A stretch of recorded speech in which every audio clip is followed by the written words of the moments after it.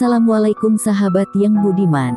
Mengajarkan ilmu agama kepada anak sangatlah perlu dari sejak usia dini, seperti contoh menceritakan tentang risalah para nabi. Baik, kami akan mengulas sedikit demi sedikit risalah para nabi, semoga menjadi tambahan pengetahuan yang bermanfaat dan menjadi tambahan keimanan kita kepada Allah Subhanahu wa Ta'ala.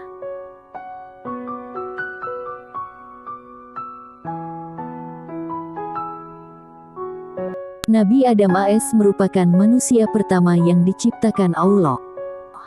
Adam diciptakan untuk menjadi khalifah atau pemimpin di muka bumi. Ada banyak hikmah yang bisa dipetik dari kisah Nabi Adam AS. Suatu ketika, Allah SWT memberitakan kepada para malaikat bahwa Ia akan menciptakan makhluk dari bangsa manusia. Makhluk ini diciptakan dari tanah di bumi yang nantinya juga akan menjadi khilafah di bumi. Kisah ini terdapat dalam surat Al-Baqarah ayat 30. Ingatlah ketika Tuhanmu berfirman kepada malaikat, sesungguhnya aku hendak menjadikan seorang khalifah di muka bumi. Terjemahan surat Al-Baqarah ayat 30. Allah pun memerintahkan para malaikat untuk mengambil tanah di muka bumi.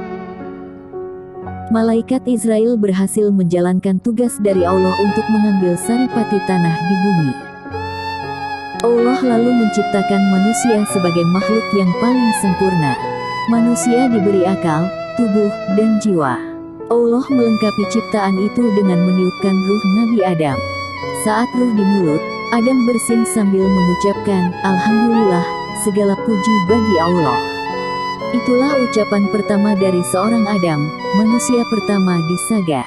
Allah menyambut ucapan Adam dengan menjawab, Yarhamukallah, rahmat Allah atasmu, dikutip dari buku The Prophets, Kisah Hikmah 25 Nabi Allah karya Nian Novianti. Allah melengkapi Nabi Adam dengan ilmu pengetahuan. Para malaikat pun diminta untuk bersujud sebagai bentuk penghormatan pada Adam. Saat semua malaikat bersujud, ada makhluk berupa iblis dari bangsa jin yang menolak untuk bersujud. Iblis menolak untuk bersujud karena merasa lebih baik dari manusia karena diciptakan dari api.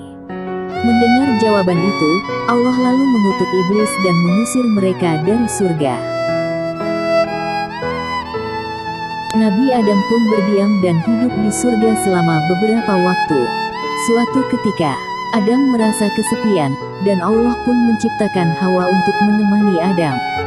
Adam pun menikahi Hawa, dan mengizinkan mereka berdua tinggal di surga, dengan syarat tidak mendekati pohon khuldi.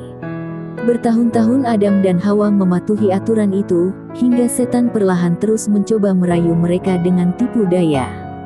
Tipu daya berhasil, Nabi Adam lalu memetik buah pohon tersebut, dan memakannya bersama Hawa. Namun, setelah itu, Adam dan Hawa langsung dihinggapi rasa bersalah, dan aurat mereka tiba-tiba terbuka. Karena melanggar perintah itu, Allah Subhanahu wa Ta'ala lalu memerintahkan Adam dan Hawa turun ke bumi. Adam dan Hawa diturunkan di tempat yang berbeda. Selama 40 tahun, mereka saling mencari dan bertemu di Padang Arafah atau Jabal Rahmah, bukit yang penuh kasih sayang. Saat turun di bumi, Adam meratapi kesalahannya. Adam dan Hawa memohon ampun kepada Allah dengan bertobat. Bumi yang berbeda dibandingkan surga membuat Adam dan Hawa banyak belajar dari berbagai tantangan dan kesulitan. Mulai dari bercocok tanam, beternak, dan melindungi tubuh dari berbagai cuaca. Adam dan Hawa juga membangun keluarga di bumi, dengan melahirkan hingga 40 anak. Banyak riwayat yang menyebutkan anak-anak Nabi Adam dan Hawa dilahirkan secara kembar. Sebagai khalifah di bumi, Adam juga diangkat sebagai nabi dan rasul, yang bertugas berdakwah di bumi. Adam menyampaikan dakwah kepada istri dan anak-anaknya, mengenai ajaran keimanan kepada Allah Subhanahu wa Ta'ala. Nabi Adam juga menghadapi persoalan antara anaknya, Kabil, yang membunuh Habil. Adam sangat murka terhadap Kabil.